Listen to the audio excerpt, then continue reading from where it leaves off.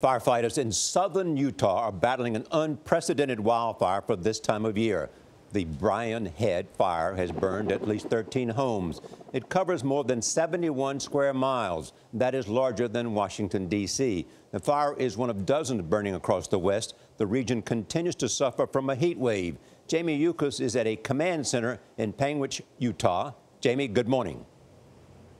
Good morning, Charlie. Firefighters, 1,400 of them, are doing everything in their power to try to get this fire under control. They're even using bulldozers to try to draw fire lines around the worst part of this blaze. But right now, the fire is only 9% contained.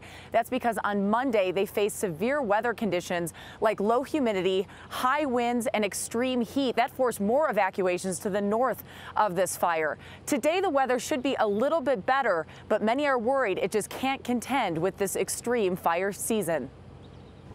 Officials say they've never seen anything like this, a wind-fueled fire covering so much ground so quickly, so early in the fire season.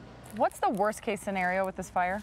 The worst case scenario is if the weather conditions continue just as they are, and that's very windy.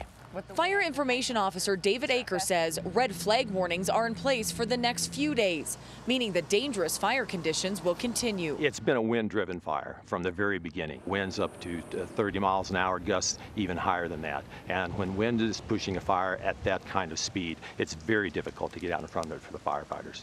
More than 1,500 people in the fire's path have been forced to evacuate. I just don't want anybody to get hurt.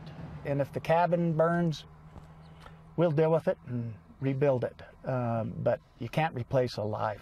Firefighters in the West are also battling the heat. Temperatures hit the mid-90s in Prescott, Arizona, near a fire that's burned 1,500 acres. And in Southern California, the mercury hit close to 100 degrees when a wildfire broke out west of Palm Springs. It quickly consumed 5,000 acres, closing down a highway and prompting an evacuation warning for 2 mountain communities. Meanwhile, firefighters here in Utah don't expect to contain this fire until mid-July. Now, this is unusual because it's so early in the season.